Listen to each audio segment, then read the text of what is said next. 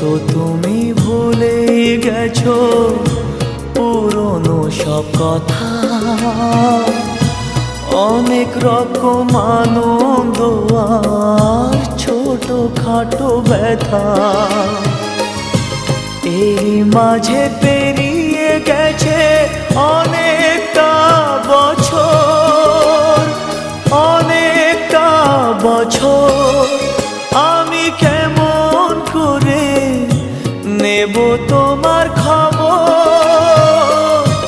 তোমার ভালোবাসা তুমি নিজের হাতে দিয়ে গেছো কবর।